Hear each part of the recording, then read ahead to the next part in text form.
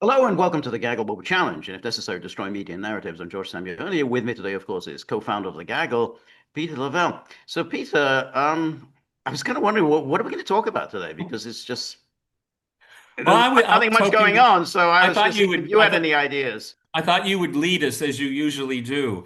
Of course, we're going to talk about Israel's preemptive strike on Iran. Um, just a few words before we get started. All I can say was a little earlier than I expected. Okay, Right. and I went through, as I do. I went through the major sources of information generation, let's put it that way. You and I probably hit the same places. And there was a growing consensus that this could be averted. So a lot of people are caught flat-footed on Well, this I one. think so, and I think that with the line that I think we had been taking here at the Gaggle was that we're probably going to head towards some kind of a JCPOA 2.0, and it seemed as if President Trump was none too pleased with Israeli Prime Minister Benjamin Netanyahu. He didn't appreciate being pressured into launching an attack on Iran. He didn't appreciate Israel continually threatening to attack Iran while he was conducting negotiations for a return to some kind of a nuclear agreement.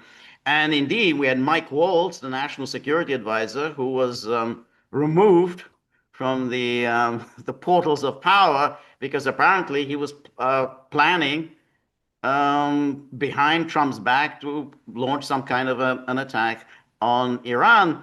And indeed, yesterday, Trump at a news conference, he was asked about this issue: is an Israeli attack on Iran imminent? He was asked this, and let's take a look at what happened. That conflict with Iran be avoided. Well, I'd love to avoid the conflict. Iran's going to have to negotiate a little bit tougher, meaning they're going to have to give us some things that they're not willing to give us right now. Well, I don't want to say imminent, but it looks like it's something that could very well happen. I want to have an agreement with Iran. We're fairly close to an agreement. We are fairly close to a pretty good agreement. It's got to be better than pretty good, though, but it's got to be, I much prefer an agreement. As long as I think there is an agreement, I don't want them going in because I think it would blow it. Might help it, actually, but it also could blow it. But we've had very good discussions with Iran.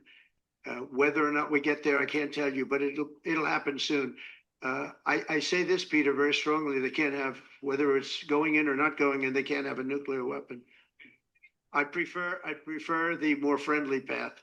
And can you tell us what the Israelis told you that made you start to evacuate the dependents of servicemen and women who are stationed in the Middle They didn't East? tell me anything, but I said, look, there's a chance of massive conflict. We have a lot of American people in this area. And I said, we got to tell them to get out because something could happen soon. And I don't want to be the one that didn't give any warning and missiles are flying into their buildings. It's possible. So I had to do it. I had the choice. Do I do it or not? Doing it has its downside, but it also has its upside. Like you're going to save a lot of lives if it should happen. Hopefully that doesn't happen. So that So, was so Trump what happened? yesterday. So what happened, George? So what happened? That's the peculiarity of where is it? Yep, of Trump's statement. He was saying there that, well, maybe Israel will do this, maybe won't. If he does it, it's not helpful for the negotiations because as things stood, there was supposed to be yet another round of negotiations between the United States and Iran, again involving Steve Witkoff and again involving Iranian foreign minister. So obviously there are many questions that this raises. First of all, obviously, which I think we're going to have to deal with, um, how much collusion was there between the Trump administration and Israel? Um, and so either way, it doesn't look very good for Trump because if there was Again, okay, again, again. It again, doesn't look good for Trump again. that's right, again. Um, because if there was collusion, then he will have been seen to be very duplicitous, leading Iran on in what were 5 rounds of negotiations while he was planning with this attack with Israel. If there was no collusion, then who's running foreign policy of the United States? I mean, Netanyahu could just simply go off and do whatever he feels like. Well, I mean, it's obvious. I mean, setting aside the collusion issue, Trump, even in his own words, not always the most articulate, in his own words, was investing in diplomacy. Well, that's gone. Let's go. Okay. So was he involved in torpedoing his own negotiations? Right. Right. Possible. That's right. Okay. Or That's did he allow Israel to do it for him? that's right. Um, it doesn't look good. And, if if this entire podcast I could speed up to the very, very end, this is what I would say. Right. Iran's going to develop a nuclear weapon. Exactly what they don't want them to do. Right. That's You know, that. Yeah. they have no other choice now. They have That's no right. other choice. That's right. Now, what's interesting, at least the way I look at it, because there's a number of facets here. Number one, Israel did it alone. This is the official narrative. Okay. Marco Rubio comes Right. out. Now, yeah, I want to get to that because Oh, you want to work your way there? Go yeah, ahead. Go I ahead. want to do that. I want to because Okay. it was a series of events over the past 24 hours, and it's kind of interesting to go there. Everybody, George and I do not talk beforehand. Okay, so I'm sorry to interrupt, George. Go Right. ahead. Okay, so if we go back, let's go back 24 hours. And there were a number of events that took place yesterday, which, so now really, raise questions. So first of all, Trump, in the middle of the afternoon, East Coast time, um, issued this truth. He says, "We remain committed to a diplomatic resolution to the Iran nuclear issue." Exclamation point. My entire administration has been directed to negotiate with Iran. They could be a great country, but they first must completely give up hopes of obtaining a nuclear weapon. And then thank you Okay, for your. George, but who is this addressed to? Well, that's Is a good. is Yeah. it Okay. Go. it's addressed to MAGA? It's addressed to MAGA, and indeed, when he issued this truth, as I say, it was kind of late afternoon, early evening.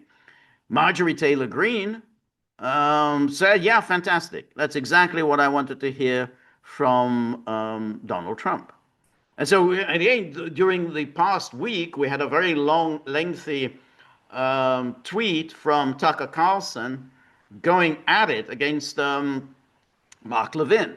He attacked, the pernicious influence of Mark Levin, because Levin had lunch with Trump. I think it was sometime last week. They had lunch, and we don't need to speculate what Levin's message was over lunch, and so there's been up in the air what's going to happen, and now he sends this out. Yes, it's MAGA, and you could argue all of this is my entire administration, but when he was talking in that news conference, he said, well, if Israel attacks, it's not going to be helpful to the negotiation. Well, if Israel's attack is not going to be helpful to the negotiations, well, why aren't you doing anything to stop it? Unhelpful is, I mean, talk about understatement.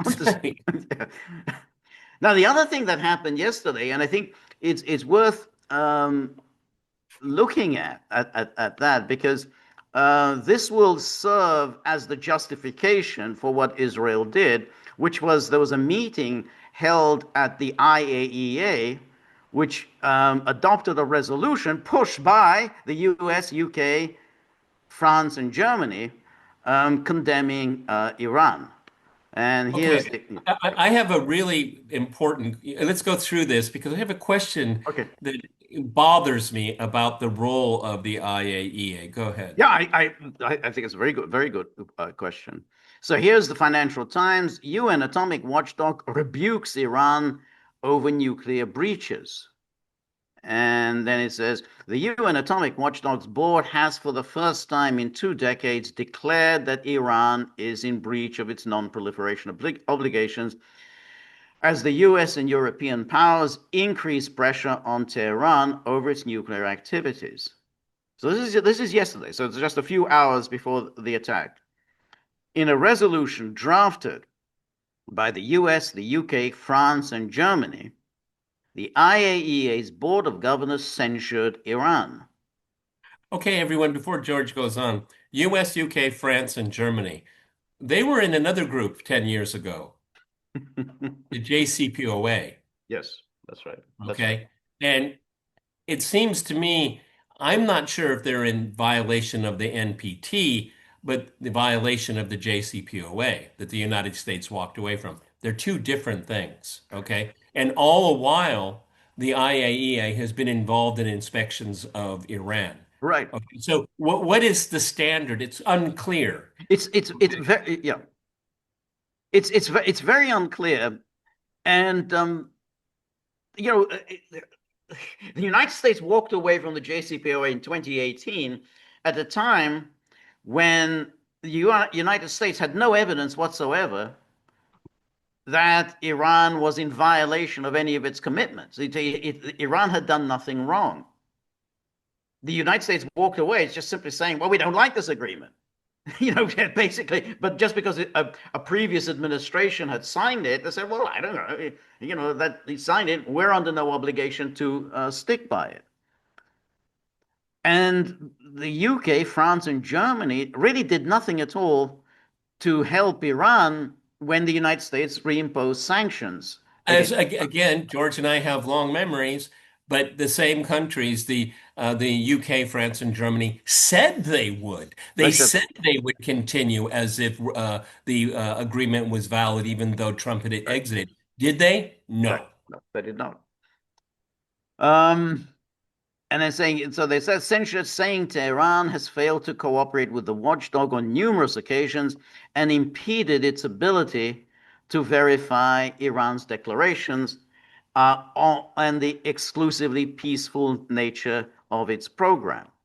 Okay, meanwhile, everyone, and I'm hesitant to mention it, but Iran claims that it has a treasure trove of documents about Israel's nuclear program, which would involve, these are I don't know all of the parties. Again, I'm really hesitant here, but Iran seems to have, claiming it has some kind of a smoking gun Right. about how the IAEA has been negotiating. I've always had my doubts, okay? But I mean, what George is doing here, there's a rapid succession of events going Right. on Well, no, in a very short amount of time. that's it. That's exactly correct. Um, and um, and then again, Iran condemned the IAEA's board's resolution, saying it was politically motivated. It added that it established a new uranium enrichment facility and install additional advanced centrifuges, moves that would further inflame tension. So I think it's very important to just keep this in mind because from the Israel lobby, we're going to hear an awful lot about this. Say, yeah, we had to do it. Look what what the IAEA had said. I mean, just yesterday they issued this resolution condemning Iran, even though it's obviously politically motivated and done with a view for the snapback. This is the plan for the snapback at the United Nations in October, whereby the sanctions, all of the sanctions, will immediately snap back. And the clever part of this snapback is that it can't be vetoed. So there's no one at the UN Security Council who can veto the reimposition of the sanctions. So once they now have this resolution, and we know what UK, France, Germany will do, yeah, the snapback of the sanctions will take place in October. And then said the resolution said Iran had, quote, failed to provide the cooperation required under its safeguards agreement, impeding agency verification activities, sanitizing locations, and repeatedly failing to provide the agency with technically credible explanations for the presence of uranium particles of anthropogenic origin out of several undeclared location, and called on Iran to urgently remedy its non-compliance with its safeguards agreement by taking all steps deemed necessary by the agency and the Yeah, board. but again, we're kind of being led by the nose. Mm-hmm. Let's just say, for the sake of argument, that these safeguards were not properly pursued on the part of Iran. Does that mean they're developing a bomb? Well, exactly. It's not that there's no straight line there. No, and that's exactly right.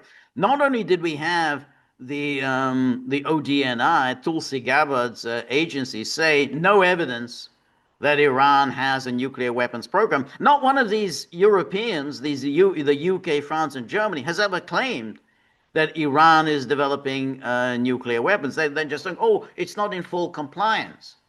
Well, Iran isn't in full compliance because you're not in full compliance. I mean, you can't sort of say, well, you have to be in full compliance with the agreement, but we aren't in full compliance. But we don't have to be because this agreement is directed at you. And so all of the things like the United States just simply walked away, and the other members of the JCPOA did nothing to help Iran. So what are you doing to come to be in compliance with this agreement? And one person's violation isn't not a violation in the mind of another. I mean, Right. we're not given any kind of context. We're just given claims. Right, exactly. And then, so this was the announcement from the IDF. I have a, Benjamin Netanyahu's televised address, but I felt that this is too much for people to tolerate. He talked for about 7 minutes, and it's hard to take. So this was the announcement by the IDF, and they said that we completed the first stage of the strikes on dozens of military targets, and then including nuclear targets in different areas of Iran. And then today, Iran is closer than ever to obtaining a nuclear weapon. That means nothing. Does it have a nuclear weapon or doesn't it? I may get the exact date wrong, but Benjamin Netanyahu has been saying this since 1997. I think so. Yeah, I think that's what it is. I think he said that. Yeah, you're right. I think he actually said it in '95 that by 1999 Iran will have nuclear weapons, closer than ever. Weapons of mass destruction in the hands of the Iranian regime are an existential threat to the state of Israel and to the wider world. The state of Israel has no choice but to fulfill the obligations to act in defense of its citizens and will continue to do so everywhere it is required to do so, as we have done in the past. It has not done everything. It has not done everything. It's so absurd. It's right. insultingly absurd. I'm sorry. It's so interesting that today's attack by Israel, there's been no condemnation, incidentally. I mean, the only condemnation that I've read has come from Russia. We'll come to that, what Russia said, but Russia did condemn what Israel did. France said, well, what did France say? Israel has a right to defend itself. That's it. That's your go-to response. Israel has a right to. Germany said the same thing. Israel has a right to defend itself. Yeah. The Germans are acquitting themselves so badly in all of this, aren't they? So that was that. Now this was the statement that was issued almost immediately by Marco Rubio, and he was so what happened? Marco, you got that thing? You got it ready yet? Get it out now! Come on! Stop eating dinner. Put it down. Send it out. Okay. Tonight, Israel took unilateral action.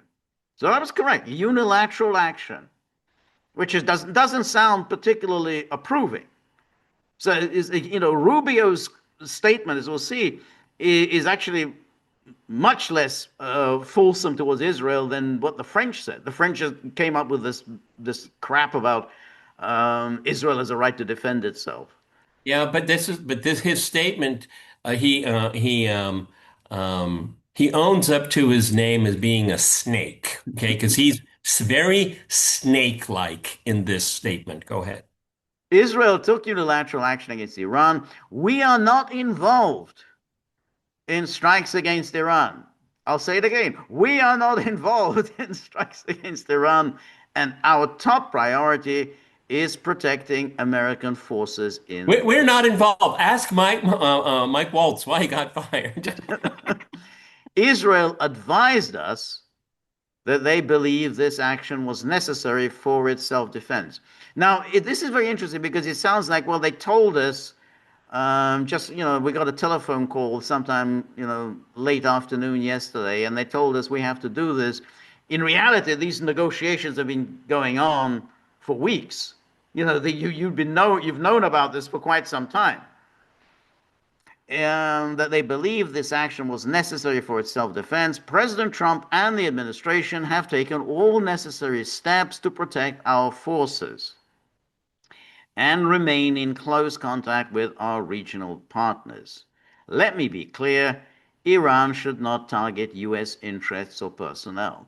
So the thing about this statement is that, first of all, he distanced himself from Israel. So this is a decision taken by Israel. It's unilateral. We had nothing to do with it. They told us that they needed to do it.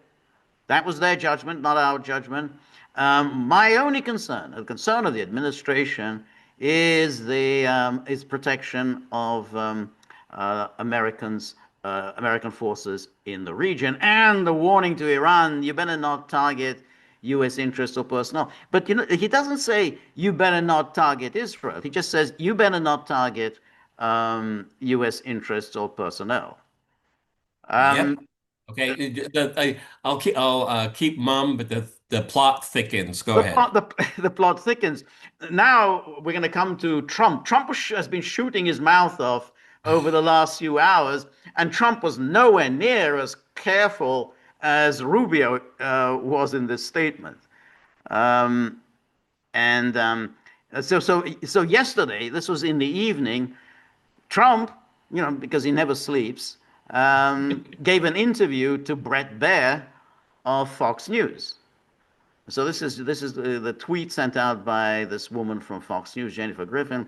Exclusive: Bret Baier spoke to President Trump by phone tonight following the start of airstrikes. Here's what he said. President Trump was aware of the strikes beforehand. Okay, he was aware of them. There were no surprises, but the U.S. was not, uppercase N-O-T, involved militarily, and hopes Iran will return to the negotiating table. Yeah, we'll be there. It goes on. President Trump, this is quoting, Iran cannot have a nuclear bomb, and we are hoping to get back to the negotiating table. We will see. There are several people in leadership that will not be coming back. And this is a big part of the attack. It was not just at the Iran's nuclear facilities, but Israel took out a substantial part of Iran's military leadership. And that was the point of the strike, in my opinion. I think so. I think so. I think I would agree with you. I think regime change is the goal here. Is the goal. But I think that the regime change will come about if Iran is unable to make a substantial retaliation. If okay, Iran hang on. All right, let's leave that later. Okay. President Trump has spoken to PM Netanyahu several times in recent days. The Trump administration reached out to at least one key Middle Eastern ally to acknowledge that the strike was going to happen, but that the U.S. was not involved in the strikes, and the goal is still to get Iran back to the negotiating table. Who is the key ally? I'm betting it was Saudi Arabia. Yes, probably. So now he's said it twice. The goal is to get back to the negotiating table. which itself is very interesting because you know you set this out as your objective. You're going to negotiate something, and either way, it's not going to happen. You've been made to you've been duplicitous or you've been made to look a fool. It just Well, I mean, or let's bring up the hypothetical. Um, can Trump say, because he said it in regards to Ukraine and Russia, is that, well, let's go back to the negotiation table, but we understand that Iran has to retaliate right. first. So that yeah, Well, I think let's have some symmetry here, okay. folks. Okay. Right. Yep, yep, that's fine. Yeah. Um, and then the president is looking to see if there is retaliation, and then says CENTCOM is on high alert. And he says here that, but admittedly, this is a paraphrase. The US will defend itself and Israel if Iran retaliates. That's a very important point, but it's a paraphrase. It's not a direct quote. So we don't know, I mean, whether Trump actually did say this. But if the U.S. and a lot of people are saying, yeah, the United States will, go in to bat for Israel if Iran attacks Israel. Um, then essentially, I mean, you have completely ceded everything to Israel. Not only is Israel undermining your foreign policy, not only is Israel endangering Americans in the vicinity, but you're assuming all of the costs. You're going to now go. According to you, you had nothing to do with the planning. You had nothing to do with this attack, but you're incurring all of the liabilities and the costs of a unilateral action by Israel. Is this America first? It's a very strange way of America first, making America great again by assuming some in other countries costs and liabilities. Again, again. Yeah, yeah. I thought those were silly, stupid wars, George. Those are exactly the stupid wars. He said, I hope they get back to the negotiating table. The U.S. has Oh, replenished to negotiate what? Negotiate what? What? Surrender? Yes. I mean, I guess that's what That's he. again, remember at the beginning of the administration, and Marco Rubio sat down with Megyn Kelly. It's a multipolar world. Right. I'm paraphrasing. We're not the world's policeman. Where is that? Right. Or was that just designed for Megyn Kelly and the MAGA base? Right. Because this is we're like a gerbil on a Right. treadmill going around and around and around. Never changes. Right. Right. The U.S. has replenished Iron Dome missiles in recent weeks, according to administration officials. U.S. officials confirm a number of top Iranian leaders are dead after the strikes. And then, here this is the report, because now Israel is very much boasting about the brilliance of its military planning. Because basically the Iranian air defenses were nowhere. I mean, that was it. That was basically Israel launched air attacks. There didn't seem to be any air defenses in operation. And then you can see here the U.S. This is a report from the Times of Israel. So now this may well be false, because the Israelis do have an interest. I'm not saying this is necessarily false, but the Israelis do have an interest to suggest, oh, we and the Americans were jointly planning all of this. There was all very clever plan on our part. But Israel would want to say that. So that may or may not be true. So we just have to take this with the pinch of salt. The U.S. participated in a massive campaign to lull Iran into thinking an attack was not going to happen. Channel 12 reports. Even after one sentence here, the U.S. helped lull Iran, but it's very clear to me that Israel lulled the United States into this caper. Right. All right. And then U.S. President Donald Trump said Thursday that an Israeli strike on Iran's nuclear sites could very well happen, but advised against it, which is what we watched. Oh, good cop, bad cop. Okay. That's right. Saying the possibility of a deal was fairly close if Tehran compromises on its atomic ambitions in talks with the U.S. And then U.S. Ambassador to Israel, Mike Huckabee, He's the one who just said the other day that it's no longer U.S. policy to pursue the two-state solution. What was interesting about it, well, first of all, it seems almost very trite. I mean, I didn't know that that was a U.S. policy, but apparently that was an official U.S. policy since the days of George W. Bush. But if it's a change in policy, it's very strange for an ambassador to announce a change in policy. Well, if then what is the policy if it's changed? Well, um, removal of Palestinians from Gaza, I guess. Yes. Yeah, I mean, because it's certainly not a one-state policy, so therefore, since it's not a two-state policy, then it's a no Palestinian policy. Yeah, it's a one people's policy. Yeah. Exactly. U.S. Ambassador to Israel Mike Huckabee said in an interview that Israel was unlikely to attack Iran without a green light from Washington. And then this was Trump.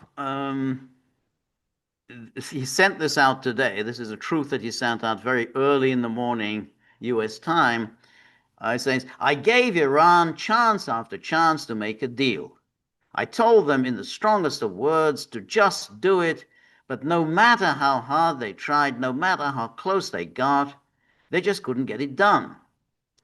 I told them it would be much worse than anything they know, anticipated, or were told, that the United States makes the best and most lethal military equipment anywhere in the world by far, and that Israel has a lot of it, with much more to come. And they know how to use it. Certain Iranian hardliners spoke bravely, but they didn't know what was about to happen. They are all dead now, and it will only get worse. There has already been a great death and destruction, but there is still time to make the slaughter, with the next already planned attack being even more brutal, come to an end. Iran must make a deal before there's nothing left and save what was once known as the Iranian Empire. No more death, no more destruction. Just do it before it's too late. God bless you all. He should have someone proofread these. I think Oh it's yeah, great. it's The full of mistakes. Now the thing about this is that he's trying at one and the same time to suggest that Israel just did this and Israel is separate from the United States. At other times, in the same truth, he suggested, well, we're basically part of one double act. I mean, we're just, it's like with Laurel and Hardy, or we're just Penn and Teller. We're a double act. Now, which is it? I mean, so you're saying, oh, I gave them these warnings, but then Israel acted. Well, if you give warnings, one assumes you're speaking on behalf of the U.S. government. You're not speaking on some other part of it. Yeah, but I mean, what happened here is, did someone say, Mr. President, we know you did everything. You did everything in your power. You deserve a peace prize. You did everything. However, the other side wouldn't budge. You did everything you possibly could, Mr. President. Was this the kind of psychological, attempt to convince him that, yeah, this is all right? Because this is, this is a double act. Exactly. But you see what you just said. Like I said, I told them that we're doing this. Okay. He did issue warnings, but the diplomacy was still ongoing. At what stage did you suddenly say, this diplomacy is now pointless? We're giving up on it. There's nothing further to talk about. There was another round of talks at a senior level scheduled for this weekend. Yeah. So therefore, there was still time for diplomacy. Yeah, but Mr. President, you said 60 days. That's today. That's over. Right. You said that's what you said. You said 60 days. Right. Because this is Friday as we're speaking. This is the 61st day. Right. Right. That's it. And he said that. So what I'm saying is there are those around him using his own words and arguments against him. Right. No, that's right. But you see here, he's sort of issuing these, well, I gave you an opportunity. You didn't take the opportunity. Now Israel has taken these steps. But then he seems to approve of what Israel has done and says, hey, well, there's more to come. And because Israel has lots of lethal weapons, which we're providing them with, and we're going to go on providing them with, and there's a lot more death and destruction on the way. So now you're suddenly embracing, the Israeli cause and essentially and making the Israeli cause your own. Nothing good is going to come of this, No, George. absolutely not. And this is where he sent out exactly what you just said. Very shortly after that, 2 months ago, I gave Iran a 60-day ultimatum to make a deal. They should have done it. Today is day 61. I told them what to do, but they just couldn't get there. Now they have perhaps a second chance. A second chance to do what? Good. um, uh, but I mean, it's like he seems to want to go back to this ridiculous thing, this diplomacy. I mean, there's no scope for diplomacy once you've shown the diplomacy to be a fraud. Whether it was through your own duplicity, or whether Netanyahu just said, "Well, I don't care about you and your diplomacy." Either way, the diplomacy is null and void now. The argument, well, what can I do? It was a unilateral action by Israel. I mean, but it was your diplomacy. So why would anyone trust Donald Trump Oh, involved in some kind of diplomatic parlay? right, They wouldn't. I right, wouldn't. right, exactly. Um, and then again, Trump he spoke on the phone to Jonathan Karl of ABC, and Jonathan Karl sent this tweet out. I just spoke to President Trump and asked him about the Israeli attack on Iran. Here's what he told me. I think it's been excellent. We gave them a chance and they didn't take it. They got hit hard, very hard. They got hit about as hard as you're going to get hit, and there's more to come, a lot more. Well, so they got hit hard, about as hard as you're going to get hit, and they're going to get hit more. So he's now saying he's now essentially just threatening um, to do what? What's the goal here? Yeah, in a matter of hours, he acknowledged it. Now he's encouraging it. Exactly. That's it. So we've gone a long way from that Marco Rubio tweet that just said, "Hey, well, it's nothing to do with us. Our only concern is the safety of American personnel in the region." That was all Marco Rubio said. This was nothing to do with us. Now he's saying, "Oh yeah, yeah, yeah. Wait, that's all fantastic." Um, So then, this is just the scale of the casualties. So we have Iranian state media said the head of the Revolutionary Guard, this is General Hossein Salami, is dead. Army Chief of Staff, Major General Mohammed Bagheri is dead. Commander of the Qatam Al-Anbiya Joint Forces Headquarters, Major Gholami Rashid, also dead. And then, as well as 6 nuclear scientists, including Feridun Abbasi, head of Iran's Atomic Energy Organization from 2011 and 2013. And then we have Iran's nuclear facility in Natanz was damaged, and but we don't yet know the extent of the damage. And then further, the Islamic Revolutionary Guard Corps Air Force commander also killed in the strikes. So this is Brigadier General Amir Ali Hajizadeh. Um, and and then here that the Israelis cock a hoop and are boasting about their own brilliance. Israel successfully deceived top Iran Air Force commanders into convening ahead of strike. And then they told Fox News Israel successfully deceived top commanders of Iran's Air Force into gathering ahead of a targeted strike on an IRGC underground command center. And an attack, Defense Minister Israel Katz said, eliminated most of IRGC's Air Force leadership. We carried out specific activities to help us learn more about them and then use that information to influence their behavior, the official said. We knew this would lead them to meet, but more importantly, we knew how to keep them there. Now, the thing Okay. is, you're going.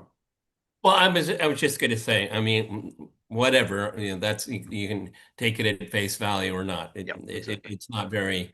I'm not impressed. However, what is very impressive, I must say, is it looks like Israel has been able to infiltrate to the highest levels Yeah, of the security and military apparatus of Iran. Um, they got a really big problem on there. Okay, we've seen this repeatedly over and over and right, over again. right, right. No, I agree, and I think that it's it's clear from this attack, Iran was caught unprepared. I mean, this is the scale of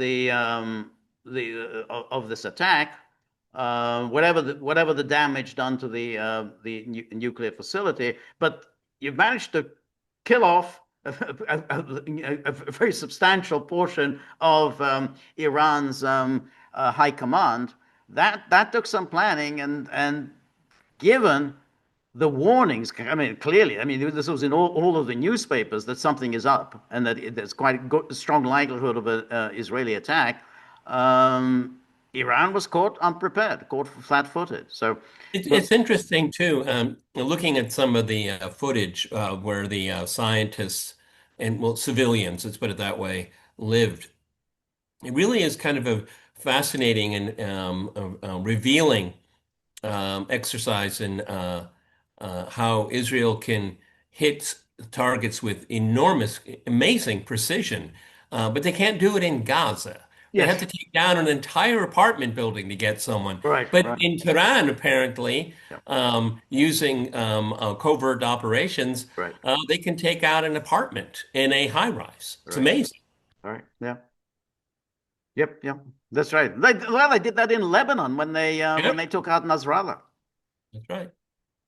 Um, and then this is the Russian Foreign Ministry. And says, we express extreme concern about the dangerous escalation of tensions in the Middle East. We strongly condemn the military action of the State of Israel in violation of the Charter of the United Nations, unprovoked military strikes against a sovereign UN member state, its citizens, sleeping peaceful cities, nuclear energy infrastructure facilities are categorically unacceptable. The international community cannot afford to be indifferent to such atrocities that destroy peace and damage regional and international security.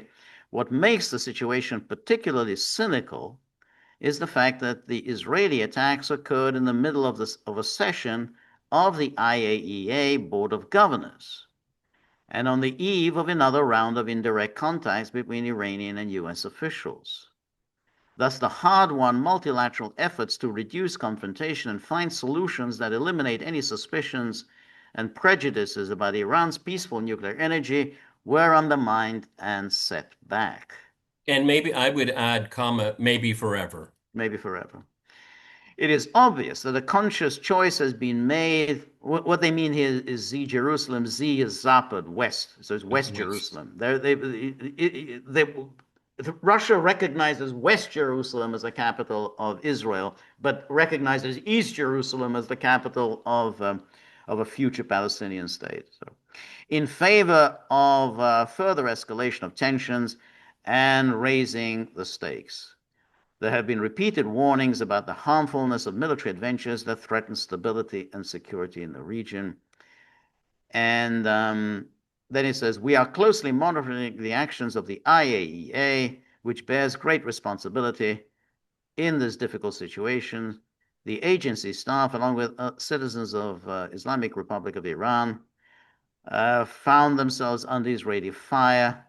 And then we also hope that the Western states, which provoked anti-Iranian hysteria in the IAEA Board of Governors, which is what happened yesterday, and once again push through a punitive resolution to satisfy their political preferences and phobias that did not receive universal support, will recognize the disastrous results of their destructive course and the extent of the guilt that lies with them for the tragedy. I wouldn't wait on that. I don't think they're going to recognize it. But nonetheless, this was a strong statement Yeah. and a clear contrast with the Israel has a right to defend itself. I mean, I mean, you're reaching the point where you're risking kind of worldwide war, and you just say mindlessly, "Whoa, oh, Israel has a right to defend itself." Well, I don't have it in front of me, everyone, but guess what? Oil prices spiked again. Yeah, that's Okay. right. Yeah, Hey, Donald Trump, how's that going to help you? yes, that's right. Um, and then here again we got Israel doing its doing its victory laps. Mossad set up drone base in Iran. UAVs took out missile launchers overnight. The operation, dubbed Rising Lion, saw more than 200 Israeli Air Force aircraft participate in the opening strikes as fighter jets dropped over 330 munitions on some 100 targets. Israel billed the strike as preemptive and precise and said it had no choice but to damage the nuclear program of the Islamic Republic, which vows to destroy the Jewish state. Well, there's not much evidence that that damage has been inflicted outside of what the one well-known nuclear site. The rest is very unclear. That's right. why I'm much more in the category of um, the early stages of an attempted regime change. That's what I see here more than anything, because you're going after personnel, the chain of command, and things like this. I've talked to enough people about how well Iran is protecting its nuclear facilities. So that remains to be seen. Everyone, this is what Israel says. Okay, Right. take No, it for. I think that's a very good point. But of course, nuclear facilities. I mean, what are you going to do with them? I mean, are you going to, use make a nuclear bomb and use it? No, I mean that doesn't make any sense. But I mean, I would agree that they probably um, there's a limited damage that they've done to Nawaz. Oh. Um, but assassinating the top leaders, that can be quite serious. I mean, this is Well, can you spell Hezbollah? Okay. exactly. But the other aspect of it is that Iran has to retaliate, and therefore, if Iran is unable to retaliate in any effective way, in other words, what we get is a kind of a pro forma Well, attack I that mean, Israel swats away. That will really weaken the government in Tehran. I mean, I think the government in Tehran is in a lot of trouble. you bring up a really good point. And so here's my timeline.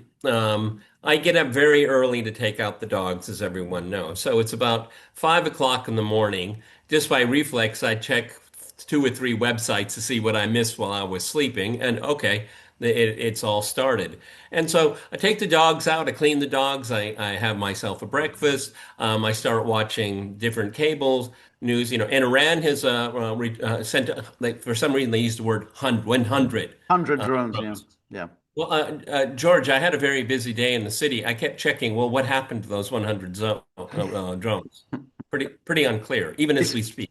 it's very unclear. I mean, I was also following that, and just before we started this podcast, they were saying on CNN that now there's an air raid warning around Haifa, in anticipation of the drone. I mean, these are slow moving drones, but wow, I didn't know they were that slow moving. But that's what they said. But the Okay, let's be fair, everyone. This could be an opening gambit, right, okay? no, I think But that's it. George and I are not armchair Right. generals like so many other No, people in but our but I space, think that okay? no, the 100 drones, that doesn't mean very much.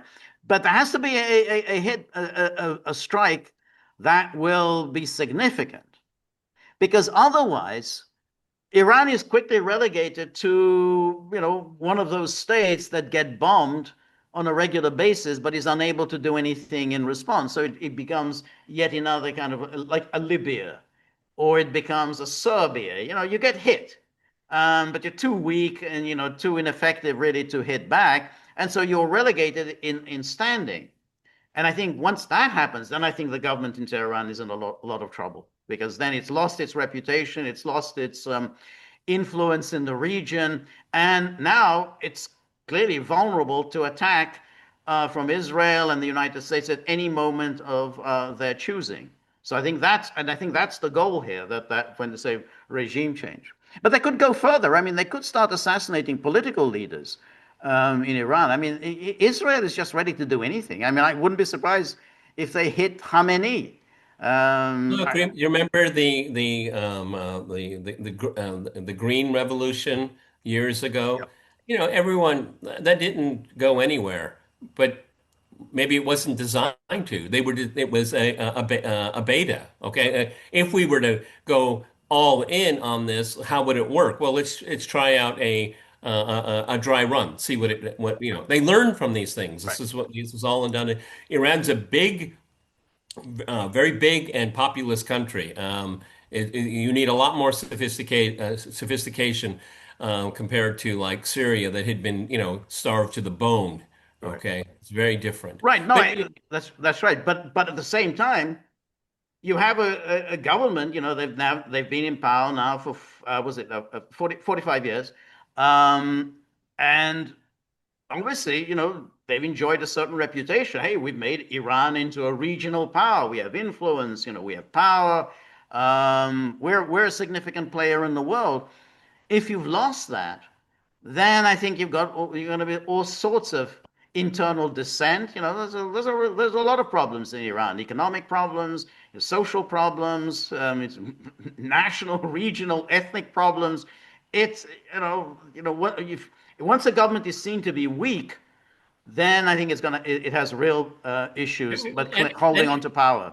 and what we've witnessed over the years is that it has a fifth column problem. Yes, yes, exactly, exactly.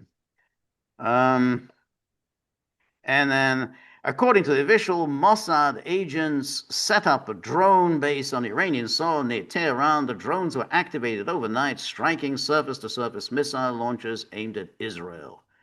In addition, vehicles carrying weapon systems were smuggled into Iran.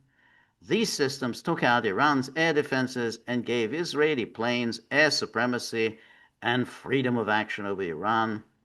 The third covert effort was Mossad commandos deploying precision missiles near anti-aircraft sites in central Iran. So all of this raises questions. I mean, if true, if any of this is true, then the security in Iran is remarkably lax.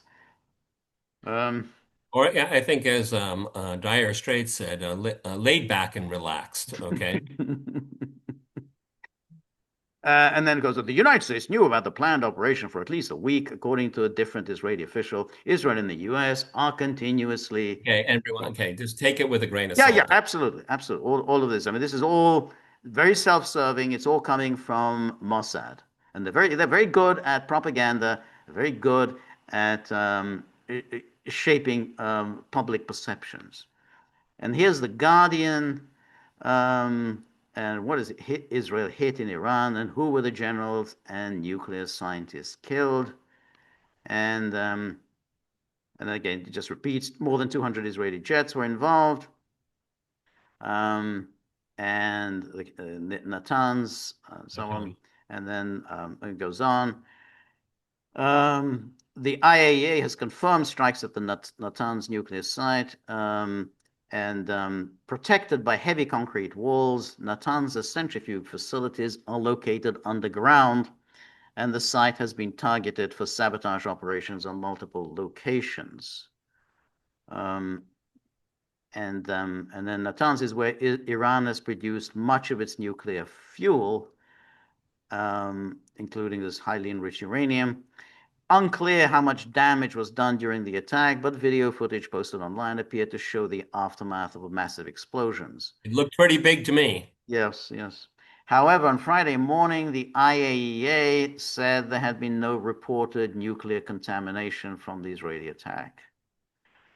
At the time of writing, the IAEA, quoting Iranian authorities, said a number of other key Iranian sites, including the Fordo nuclear enrichment site, the Isfahan nuclear site, and the Bushehr nuclear power plants, had not been hit. The Fordo is the one that's deep underground. I mean, this is much more underground than Natanz. And the Bashir plant, they obviously did not want to hit because what happens if the wind is blowing the Right. wrong way? So That's that right. was That's right. And then early reports suggest that Beit Kaneh, which hosts several missile development and production sites, was also hit. And then Iran has confirmed the senior military figures and scientists were assassinated. Some in strikes on private residences. Well, I mean, again, kind of going back to this clandestine warfare and the fifth column, this attack also sends a message very clearly. We know where everybody lives. Yes. Okay, that's the extent of our knowledge. Okay, we know when some of your highest officials are meeting and where. Right. Okay, so that's very much part of the. It's very psychological. Yes. Okay. Yep. Because again, the Israeli 300 plane, 330. Okay, go on. I'm not a military expert. Most people Right. No, reading this exactly. are not. Yeah, Okay, exactly. Those are claims. Um, but it seems to me that it's the yeah, psychological effect against the leadership in Iran and the population. right. No, exactly. The interesting thing about when you strike in private residences is that you're likely to kill women and children. Yep. So these are people at home, so they're sleeping. You hit a home where somebody's sleeping. Well, the children who are sleeping next door, they're going to be hit as well, which just shows how Israel, the most humane country in the world, it invented the concept of human rights. Israel, they just simply go off and happily attack in private residences, which it's very dubious as to whether that is in any way in accordance with international law, particularly when you're hitting scientists. I mean, they're just scientists, and you're hitting them and you're killing their wives and children. So, um, but this is Israel. Israel must do whatever it can to defend itself. Well, it's just yeah. It's self-defense, George. It's always self-defense. Um, Among those killed were the chief of staff of the armed forces, Mohammed Bagheri, and then commander of the IAGC, Hossein Salami, and Which one would assume that the commander of the Islamic Revolutionary Guard Corps, one would assume this would be one of the most protected people in the country. one would think, particularly as we Yeah. had the whole Soleimani assassination not long ago. So, um, yeah. Netanyahu expressed the hope that the attacks would trigger the downfall of Iran's theocracy, saying his message to the Iranian people was that Israel's fight was not with them, but with a brutal dictatorship that has oppressed you for 46 years. And then it goes on, who are Salami and Bagheri? Salami began his career in 1980 during the Iran-Iraq War. And then Bagheri was in his early 60s, also written through the IRGC, also fighting in the Iran-Iraq War. And then the other also reported was Ali Shamhani, a key advisor to and confidant of Khamenei, also killed in the strikes on the Pablo. So that's why I wouldn't be surprised if they targeted Khamenei Right. at some point. I mean, why not? I mean, you're going on a killing spree. Israel, nothing seems to stop Israel. Yeah, Exactly. yeah, We can kill the head of the Revolutionary Guard. We can kill you. absolutely.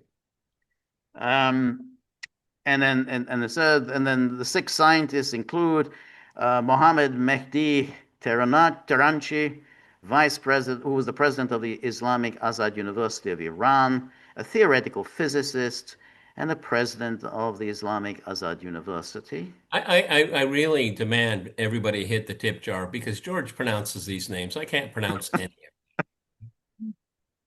They're not that hard, I mean, because you can more or less pronounce them as they're spelled. But um, the one I like is Ahmadinejad because that's a hard one. But what them. I had to master that one. I never did. I have my own pronunciation. Okay.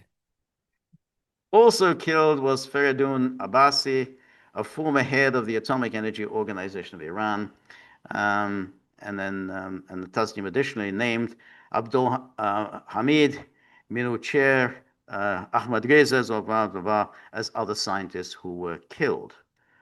Um, and then this is an interesting one. This is because this really gets to the heart of the question: what was the level of the collusion between Israel and the United States? My feeling is that if it works out for Israel, in other words, and what works out means Iran is not really able to retaliate in any effective way, then Trump and the administration will take all the credit. Yeah, yeah, we were working together. We planned it together. If it turns into a disaster, they will quickly distance themselves. Hey, that was just Israel. We didn't have anything to do with that. I mean, so I Yeah, think but that, you knew it, but they've already admitted that they knew, and so why didn't they call it off? It's a lose-lose. I'm sorry, everyone. yeah, I agree. I absolutely agree. It's a lose lose. But I'm just thinking about how they're going to play it. How does Yeah, Trump how are they play going to it? spin it? Yeah. Exactly. Um, and it says, even as President Trump pursued a nuclear deal, Israel was preparing for this strike, gathering intelligence, positioning assets, and eventually conducting drills. Those preparations alarmed some in the White House who worried Netanyahu might move even without a green light from Trump. Netanyahu assured Trump he wouldn't. The White House, for its part, told Netanyahu that if Israel attacked Iran, it would do so alone. Trump himself said several times in recent days, including several hours before the strikes, that he opposed an Israeli strike that would blow up the Oh negotiation. yeah, well, I have a bridge to sell you to. I'm sorry. This isn't working for me. It's just not. I'm sorry. Right.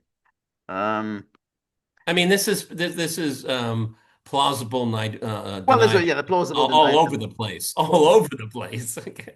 But I think that's the interesting thing because Rubio sends out that tweet in which he just simply saying, "Hey, we had nothing to do with this. Israel told us beforehand they were going to do it. It was their decision.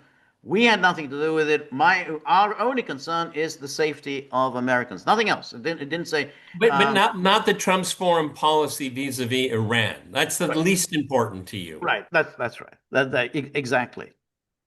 That's exactly it. And that's what they've been talking about all this time. Hey, we're trying to negotiate a deal.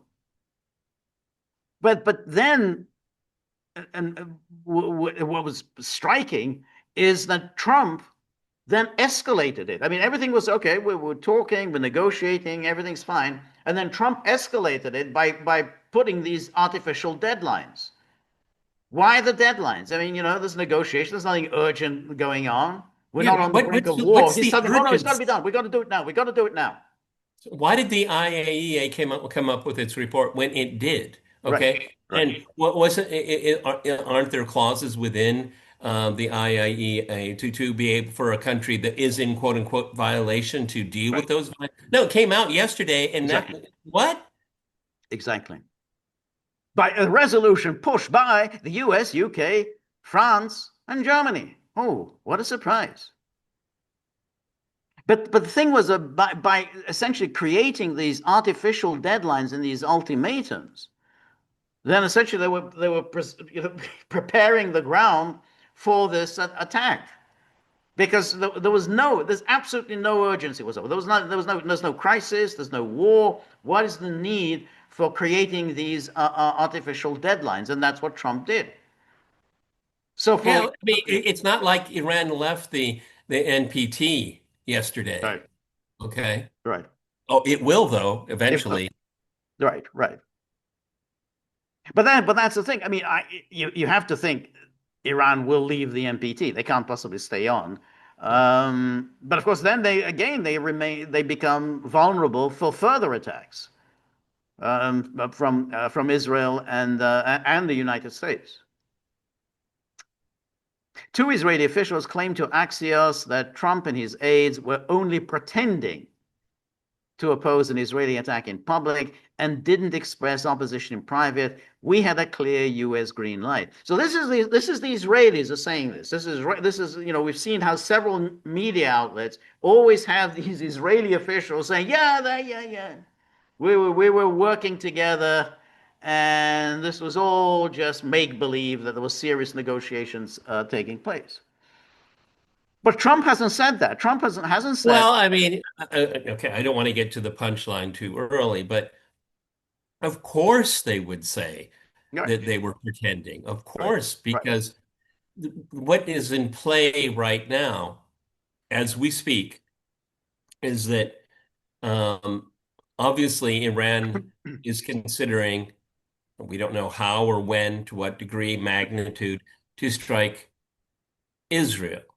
Not American troops in Iraq. We're Right, not there yet. right, Okay. right, So the Israelis, they need to have it to be seen as a combined effort because that gives them some right. degree of cover and protection. Yep. But if the Iranians will say, well, the Americans weren't involved in it, this is an Israel Iran issue, and this is not what the Israelis want. No, no, no, Okay. no. You're absolutely right. That's the key. And of course, we don't know as yet. I mean, other than that paraphrased by Jennifer Griffin, that the United States will come to Israel's aid if Iran attacks Israel, just like it did back in October. But that's what Israel is It's demanding. That's what Israel it's wants. all going to plan, isn't it? Exactly. That United States step in.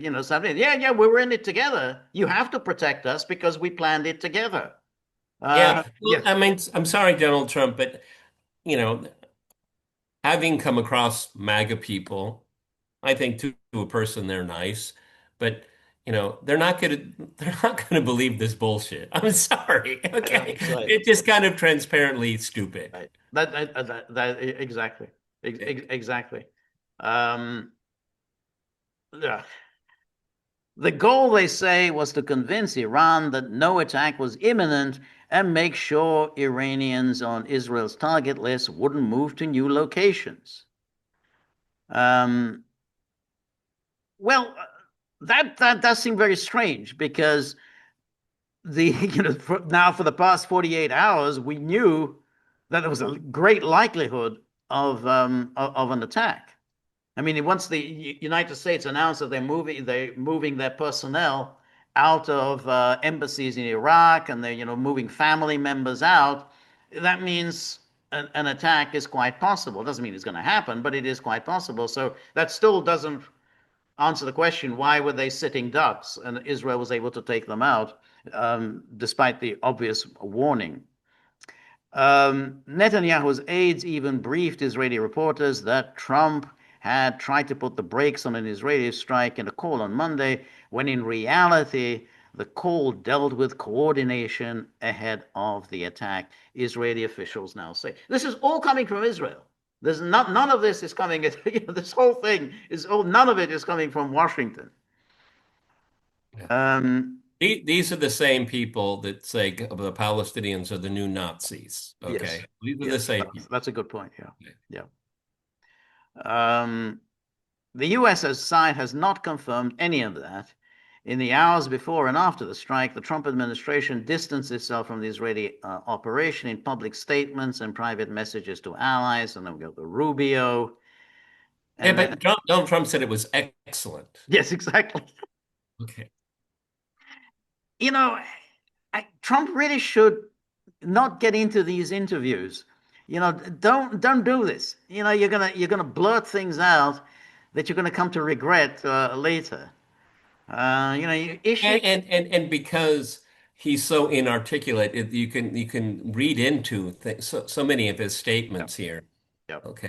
I mean, I saw him at the most recent. I saw a clip of it, and he likes to show he's in command. He's Yep. got the lantern there, Oh, Peter over there in Fox News and all that, and it just George is right. We've been brought up on this kind of modulated BS policy Right, wonk talk. Okay, right, Trump is the other right, extreme. Okay. right. And it's a problem because when you give all these interviews and you don't seem to sleep very much, you're going to say all sorts of things that could be quite damaging. You're going to admit all sorts of things that you really shouldn't be admitting to. So it's excellent. Excellent. Um, but then here says that those are the axios. The degree of U.S. intelligence, logistical, and defensive support for Israel's operation remains to be seen. Well, I think that this is what's going to, in the next few days, because everything is going to depend on how Iran responds. If it turns out that Iran's not able to make an effective response, then we're going to be told, yeah, we were in on this, yeah, providing, from start to finish, we were brilliant Operation Israel and the United States together. If it turns into a fiasco, they're going to say, no, we were against it. We were against Well, it. see, where George is absolutely right, because the next 36, 72 hours are going to be very critical here, because if the Israelis and their backers in Washington and elsewhere, if they can say, see, there is no meaningful retaliation. They're weak, they're down, and this is the moment to go, to go nuts Yep. and finish it off. That's what they're setting this up for. And see, oh, look, Haifa was afraid last night. Nothing happened. Yep. That means these people got nothing left. They can't even defend themselves. Right. And that was a limited strike after all, Yes. everyone. That's Okay. right. That's what they're building up to. No, I And absolutely. and what they want is that, to convince the Trump administration, maybe even Trump himself, to say, okay, maybe I can't get a Nobel Peace Prize out of this, but I will go down as the guy that took Iran out. Took Iran out, exactly. And you say, yeah, this regime has been there since 79. I took it out. Ronald Reagan couldn't take it out. George W. Bush couldn't take it out. And Barack Hussein Obama was Barack no. Hussein Obama, on the contrary, he tried to work with them. Hey, I took them out. Give me my Nobel Peace Prize. And here's the Financial Times, which does express some skepticism as to whether Israel can destroy Iran's nuclear sites. It says country would need bunker-busting bombs to take out reinforced atomic facilities. Well, amazing that you would show this slide now, because George and I just gave the scenario to to Right. to reflect upon this question. That's right. That's right. That's going to be the interesting issue, because it says Israel attacked, blah blah. The attacks were aimed at decapitating Iran's military leadership, destroying ballistic missiles production facilities, and damaging nuclear facilities at sites like Natanz and Fordo. And then Israel said it had struck Natanz on Friday and damaged the underground area of the site, a multi-story enrichment area with centrifuges, electrical rooms, and other infrastructure. Israel did not elaborate on whether it targeted Fordo. Both nuclear facilities were created with such strikes in mind. The Fordo facility for fuel enrichment is buried under a mountain, and both it and Natanz are under dozens of meters of reinforced concrete. Destroying such a structure would require successive hits with bunker buster bombs. While the US has B-2 stealth bombers with 30,000-pound massive ordnance penetrators that are designed just for this type of strike, Israel's options are more limited if it's operating by itself. Israeli F-15 fighter bombers can carry 4,000 to 5,000 pound GBU, 28 bunker buster bombs, each capable of punching through 5 to 6 meters of concrete. Israel does have these bombs, but their numbers are a closely guarded secret, and few analysts believe Jerusalem has enough on its own to do the job. They have far more of these BLU-109 2,000-pound ordnance penetrator bombs capable of being carried on F-35 stealth fighters. These were used in October 2024 to kill Nasrallah in an underground shelter in Beirut. But even then, the assassination reportedly required multiple passes. Penetrating the reinforced bunkers that protect Iran's nuclear program would take far more. Israel can also target nuclear sites with standoff weapons, ballistic missiles launched from fighter jets, possibly flying over Syrian airspace, without even coming in range of what is left of Iran's air defenses. but these on their own would not be sufficient. And then they quote some guy from the Royal United Service Institute. They can do considerable damage to Iran's nuclear program. It's doubtful they can destroy it all on their own, but I think they are prepared to keep hitting it over time. And then last year, Israel attacked Iran using air-launched ballistic missiles from far beyond the reach of Iran's most advanced air defenses. The Russians supplied S-300 surface-to-air missiles. These Israeli strikes severely degraded Iran's most advanced air defenses, particularly the S-300. It's not clear what remains. And then on Friday morning, a little bit of skepticism and kind it of is, a little yeah. On Friday morning, Israel's military announced it had completed a large-scale strike against the aerial defense array of the Iranian regime in western Iran, which had destroyed dozens of radars and surface-to-air missile launchers. And then before attacking the nuclear sites with bunker buster bombs, Israel would have likely destroyed or jammed much of what's left of Iran's air defenses using the anti-radiation missiles designed to target radar and deter crews from turning their surface-to-air missile systems on. Iran, however, had prepared for just such an attack and had many types of air defenses, some supplied by Russia or China, with many mobile launchers capable of hiding and surviving the first wave of attacks. These may yet come into play in the coming days. Israel said that Iran had so far launched more than 100 drones, which appear to be mainly the 136 Shahids of the type used in Ukraine. They can take hours to reach their targets, making them easy for Israel's defenses to pick off. Even so, the Iranian strategy may be to deplete Israel's stocks of interceptor missiles and then send in its more advanced and harder to shoot down ballistic that missiles. was my initial thought, okay? Because, I mean, if they were launched last night and they still haven't got there, I mean, you can just watch them go across the sky. I mean, that's how slow they're going. Right, yeah. And then that's it, yeah. So I guess the question then is, what happens now? I would think that the Iranian retaliation will take place really within the next 36, 48 hours. I mean, I think they have to do something. I don't think they can just simply wait for, a week or so. And I mean, this because Israel is continuing with the attacks.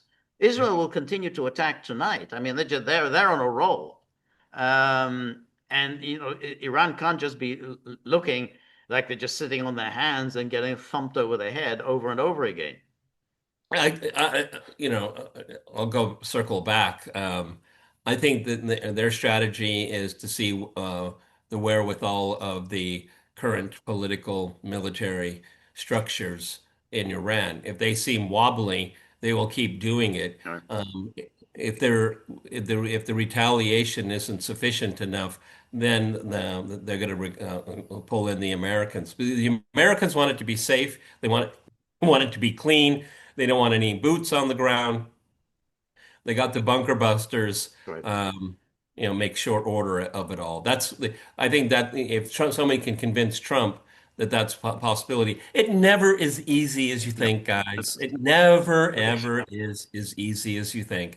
It'll be a walk in the park. It'll pay for itself. We've heard all these lines, okay? And one thing that, Iran is demonized so much. I mean, I always joke with my Iranian friends. I mean, it's your turn this week. Russia's was last week, okay? The CCP is also a competitor. Do not underestimate the Islamic Republic's DNA to survive. To survive. This is what at least its leadership, that's what they're most proud of, is that the Islamic Republic has stood the test of time in their minds. They've stood the test of Western pressure and sanctions. They're not going to give that up easily. No way. Okay? Well, I agree they're not going to give up easily. I do think, though, that this is the most perilous moment in its history, ever since the invasion by Saddam Hussein Yeah, I of agree. Iraq. I mean, I think that moment it looked like Iran, the regime, would just collapse because of the invasion, but they managed to fight back and survive that war.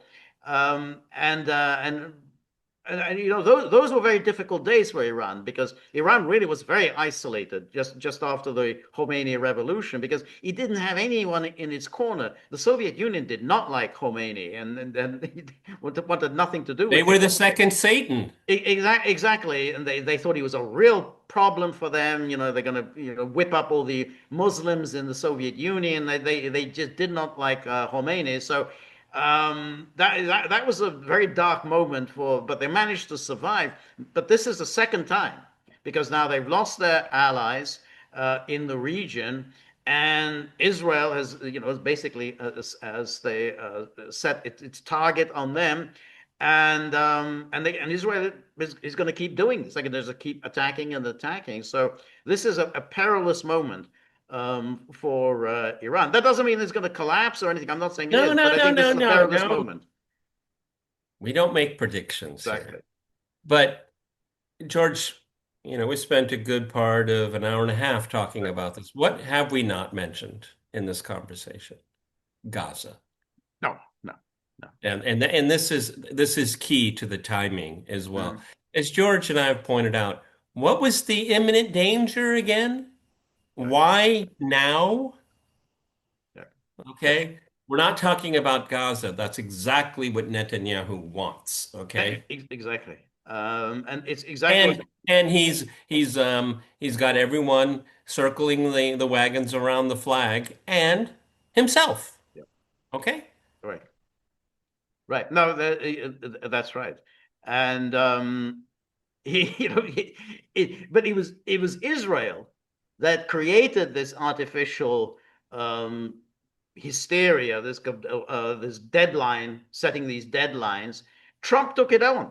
So the negotiations that were going on between Steve Witkoff and Iran, they seem to be, moving in a positive direction, and they seem to be in agreement that some enrichment on Iranian soil would be acceptable to the United States. I mean, see, that's why it seemed like, well, we're heading towards a deal.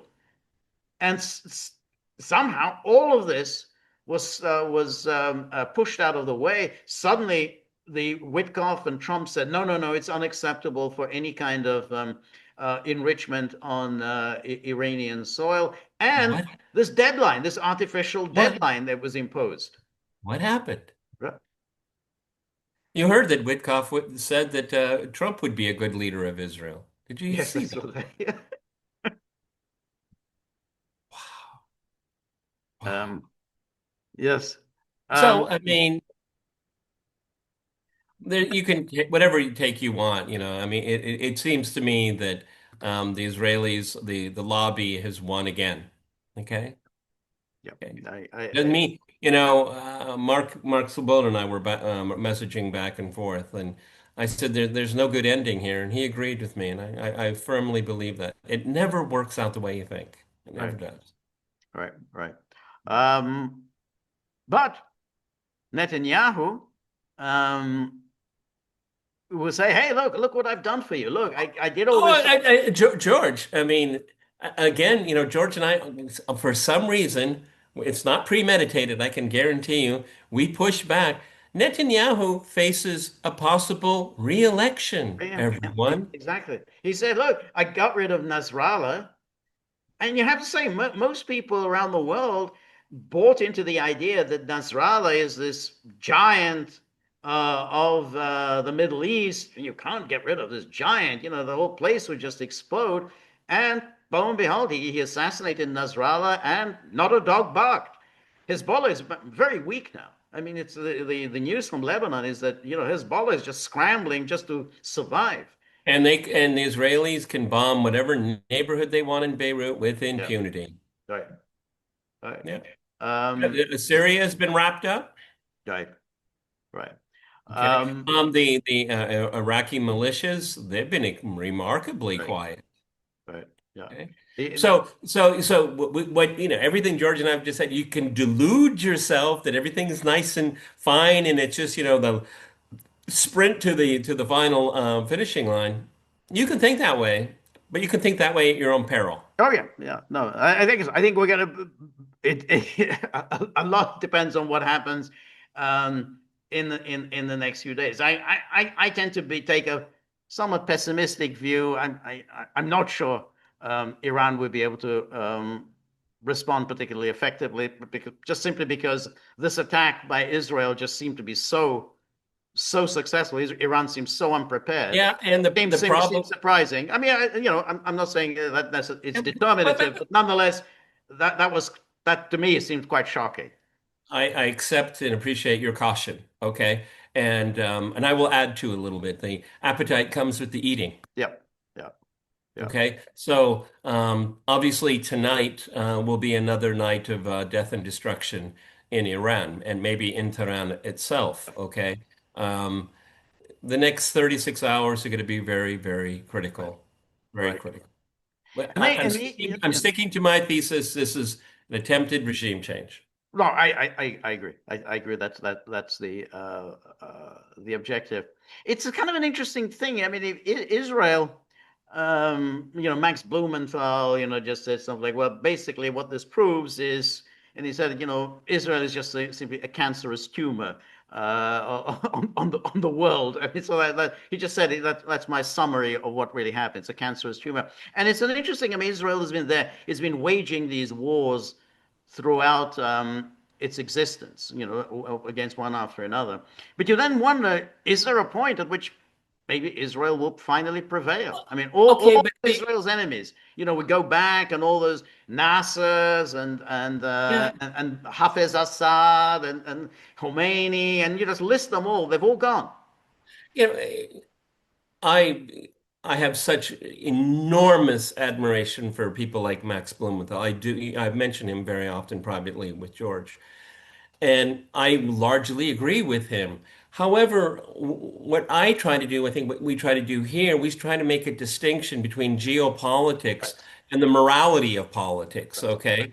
And uh, the whole conversation George and I have had today is about geopolitics. I mean, you can like or dislike Israel, okay, but that's not what we're talking Right. about. We're That's not right. talking about that. No, that's It's exactly. an important question, but it's not an important question in the context of what is happening right now. That's right, and that's why, leave aside all your personal feelings about Israel, and you can say, well, one after another, Israel has eliminated all of its enemies. I mean, just one after another. I mean, all the people that had once been there, and that Israel has targeted and said, that our survival is at stake, whether it was Nasser, whether it was Yasser Arafat, whether it was Khomeini, Hafez Assad, just go through all of the list. Israel, step by step, has eliminated them.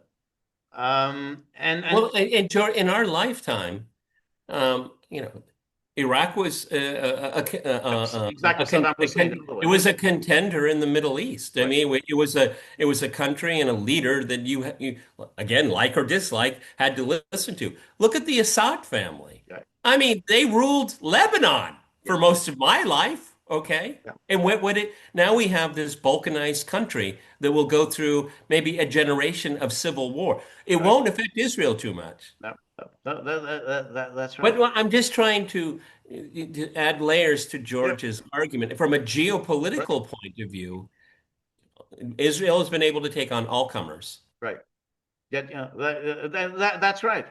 I mean, somebody asked me yesterday during the live stream, well, what do you think of the Anwar Sadat and signing the Camp David Accords in 1978? Did he sell out the Palestinians? You say, well, you might argue that, but what did he do? He basically said it's suicidal for Egypt to go on fighting this war against Israel. So he made And a what decision. and Egypt is standing today. Egypt is standing, exactly. Egypt essentially left the Arab coalition, of which it had been the leader under Nasser, just abandoned it, and he made a decision for what's good for Egypt. and it was rough on the Palestinians. He didn't do much for the Palestinians, but Egypt is there, and the government is the same kind of military government or whatever that was in power under Sadat and then under Mubarak is still there with Sisi. Same thing, and so Egypt has survived. But if you continue down this path of this enmity towards Israel, then it's perilous. On the other hand, everyone, the U.S. gave up on Yemen pretty quick. Okay, right. Yep. So there's countervailing arguments here, but our expertise is not the military. Our expertise is elsewhere, and that's why George and I have focused a lot on regime change because the past is a very can lead to prelude. Okay, regime essentially what has happened in Lebanon is a regime change. Right. Okay, and not de facto, but de jure there has been a regime change. Okay, and this is something that they think that they can duplicate. They did change the regime in Syria. Okay. Yep, that's right. Okay. I mean, you can always add on, bombing this neighborhood and bombing Damascus and all that. Fine, I don't contest that. Okay. But I look at the political outcomes and we have a wide array of what regime change means. And I think it applies to Iran right now.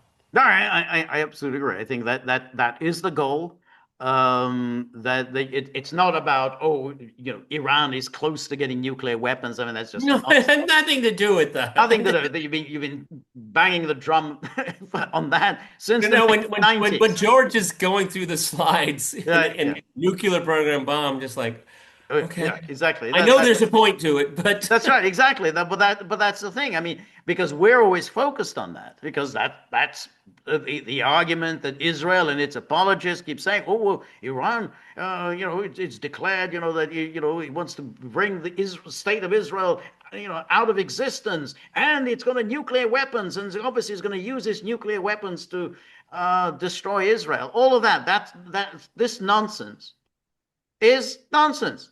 Netanyahu knows that it's nonsense, and what they're doing is, they want to remove the government of Tehran, and of course, what happens then? Tehran, Iran will, the fate that they imagine for Tehran is the fate of Syria.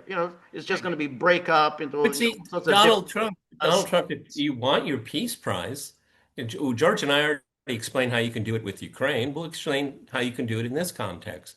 Call for a greater Middle East disarmament, nuclear-free zone. Okay? Yeah. No. The Iranians would show up. The Iranians would do it. Israel they would. They'd show up. They'd be the first one there. They'll show up. Israel would not show up. It's not. Israel wouldn't show up. Right. Exactly. And so just in terms of what Trump will try to accomplish, this is very, very damaging to the America First agenda. There's no way you can marry this with America First. There's no way. I mean, America First, this is... No, I mean, in George... Israel First, you have essentially hijacked American foreign policy entirely for the sake of Israel. I mean, there's just no way. You can blather on to Jonathan Karl to your heart's content. Everybody can see this has nothing to do with America First. If you want to play a percentage game, okay, is this like a 90% doable? No. Is it 60%? No. Is it 50%? I wouldn't even go there.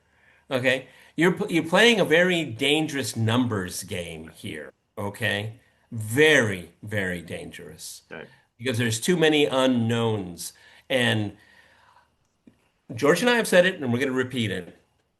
This goes badly and destroys his presidency. I think so. I think so because he, whichever way you look at it, either you're weak, ineffectual, and useless. Netanyahu just can ignore you. You tell him not to do something, and he just simply says, "No, I'm going to do it," and you don't have any means to stop him. You're the enabler of torpedoing your negotiations. Torpedoing your negotiations. Either that, or you are duplicitous. You're pretending to be doing something and you're doing exactly the opposite. Well, the problem there is, well, that means, if you want to go to the Russians and say, "Hey, trust me, I'm a reliable, trustworthy interlocutor." Now the Russians said, "Yeah, Yeah, you were stringing Iran along, and while you were plotting with Israel. Thanks, but no thanks." exactly. And if you when we talked about the potential scenario of if Iran is deemed weak, the U.S. will take the Yep. will escalate. Um, well, then Donald Trump, you're no different than John McCain and Lindsey Graham. Yep.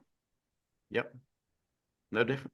Always, John McCain, even in death, makes it always into the White House. Yeah. Okay, Yeah. I think we at another time we can talk about in greater depth what this is going to do to the MAGA movement. This is serious, serious stuff. That's right. No, I mean, in the first few hours, looking at Twitter, it doesn't look good for the coalition. it doesn't. Now, if it all works out, then the MAGA movement will look past it. But at this stage, people like Bannon, and Bannon was explicitly saying, "Do not do this," and Marjorie Taylor Greene, "Do not do this," and Charlie Kirk And Tucker Carlson, and Tucker again, Carlson, "Do talk not about do this." escalation. Tucker's been escalating. Exactly. And that you're listening to Mark Levin, Ben Shapiro. These are the people who've taken over your foreign policy. So it's going to be very, very unpleasant. And then if he's got this kind of a war in the Middle East, which is and it will be kind of ongoing thing. I mean, it's just maybe perpetual bombing and whatever retaliations. Trump can't say, "Hey, it wouldn't have happened if I had been president," as he said on October the 7th. "Well, it wouldn't have happened if I was in the White House. Oh, Ukraine wouldn't have happened if I was there." Well, this happened and you're there. This absolutely required your presence in the White House Yeah, for this to and happen. Donald Trump, Mark Levine, maybe not overtly, but essentially agreed with Joe Biden. Ben Shapiro, but Right, agreed with Joe Biden. right. Okay, Democrat Republican doesn't really mean anything anymore because if the goal is the preservation and the safety of Israel, it doesn't matter what party you're in. Okay, Right. Mark Levine is the best example of that. Yes, Okay, yes, so Donald Trump, I mean, this is the first day of this interlude. You've been had. I'm sorry. yeah, yeah, that's right. All righty. George and I obviously will be revisiting this on Sunday, and maybe there'll be some kind of quote unquote resolution by then. I don't Right. know. Right. Oh, yeah, yeah, exactly. Whether we move in one direction or another. Or the other. Yeah, yeah, yeah, Okay. yeah. All right. George did a bang up job here. He doesn't really, he's tricky because he puts up on the slide and then he doesn't let me see how many slides there. But my eye is better now. Okay, I can see. I saw 44 slides. Yes. Now, what does that mean? That means George put a lot of time putting this together. Okay.